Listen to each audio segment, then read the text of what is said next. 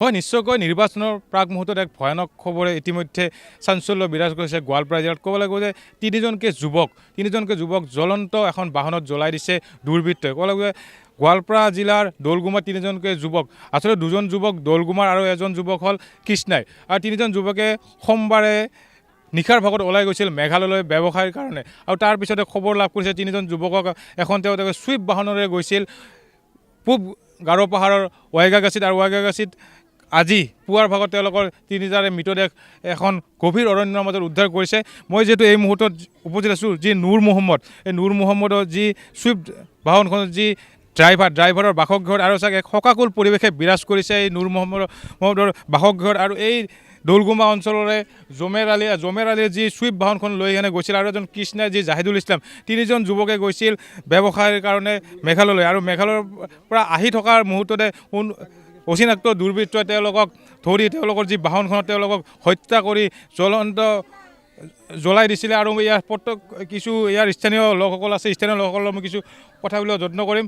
আপুনি চাগে মেঘালয়লৈ গৈছিল, আপুনি দেখা পাইছে তাত কেনেকুৱা অৱস্থা, ক'ত এই ঘটনাটো ঘটিছে? ঘটনাটো হৈছে ৱাকাচি পাহাৰত হৈছে ঘটনাটো।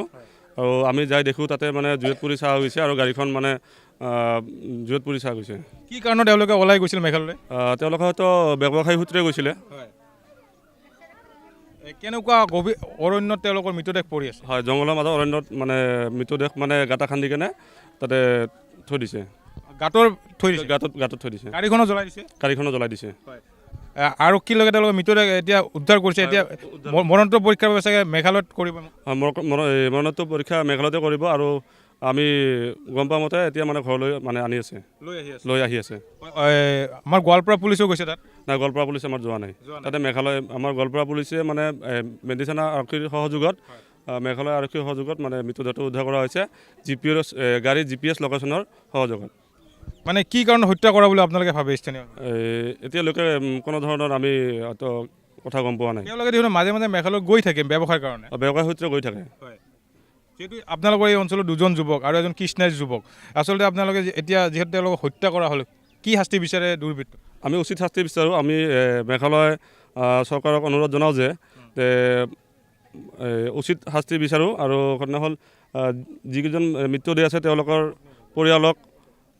পৰিয়ালক কিছু সাহায্য দিয়াৰ কাৰণে অনুৰোধ জনাইছোঁ আমি। নিশ্চয়কৈ ভিডিঅ' জানিছোঁ দেখুৱাবলৈ কৈছোঁ। এয়া হ'ল যি নুৰ মহম্মদ যি চুইফ্ট বাহনখনৰ যি ড্ৰাইভাৰ আছিল, ড্ৰাইভাৰজনৰ যি পত্নী থাকে, এতিয়া তেওঁৰ চকুলৈ শোকাকুল পৰিৱেশে বিৰাজ কৰিছে নুৰ মহম্মদৰ বাসগৃহত। ভিডিঅ' জানিছে সামগ্ৰী দেখাইছে। তিনিজন যুৱকক দুৰ্বৃত্তই হত্যা কৰি জ্বলাই দিছে। ক'ব লাগিব যে পূব গাৰো পাহাৰৰ ৱাইগাগাছিৰ এখন গভীৰ অৰণ্যত পাহাৰৰ মাজত তেওঁলোকৰ মৃতদেহ পুতি থৈছিলে, আৰু তেওঁলোকৰ যি চুইফ্ট বাহনখনত জ্বলাই দিছে। কি কাৰণত আচলতে তেওঁলোকক হত্যা কৰা হ'ল? যিহেতু সোমবাৰে নিশা তেওঁলোকে ওলাই গৈছিল মেঘালয়লৈ, আৰু এতিয়া তেওঁলোকৰ মৰণোত্তৰ পৰীক্ষা কৰি মেঘালয় আৰক্ষীয়ে এতিয়া গোৱালপাৰালৈ লৈ আহি আছে। আৰু মই কিছু কথা কৈছোঁ, দাদা কি শুনিছে আচলতে এনেকৈ দুৰ্বৃত্ত হত্যা কৰিলে আপোনালোকৰ ইয়াৰ দুজনকৈ যুৱকক আৰু এজন কৃষ্ণাই যুৱকক? হয়, আমি নিজে গৈছিলোঁ ৱাকাচি থানাৰ আৰক্ষী অধীক্ষকৰ সহযোগত আৰু মাটিয়া আৰক্ষী অধীক্ষকৰ সহযোগত।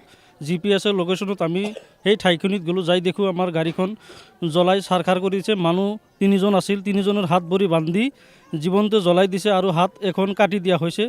গাঁটা খান্দি এখন গাঁতাত তিনিজন মানুহ নিৰ্মমভাৱে মাটিৰ তলত পুতি থোৱা হৈছে। আমি ৱাকাচি আৰক্ষী অধীক্ষকৰ সহায়ত আমি মানুহখিনি উদ্ধাৰ কৰিবলৈ পাইছোঁ। গতিকে ইয়াৰ দ্বাৰা আমি সংবাদ মাধ্যমৰ দ্বাৰা আমাৰ অসম চৰকাৰক আৰু মেঘালয় চৰকাৰক অনুৰোধ জনাওঁ যে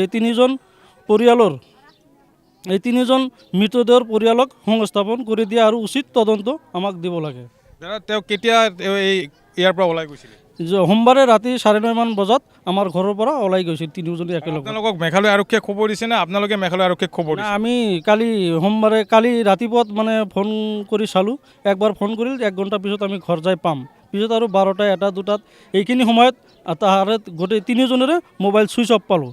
তেতিয়া আমি মাটিয়া আৰক্ষী মহোদয়ৰ ওচৰত গ'লোঁ, যাই কথাখিনি ক'লোঁ। সি আৰু আমাৰ মেঘালয় আৰক্ষী মহোদয়ৰ ওচৰত অৱগত কৰাতে আমাৰ GPS লগোৱা গাড়ীখনৰ GPSৰ সহায়ত আমি গাড়ীখন উদ্ধাৰ কৰিবলৈ পাইছোঁ।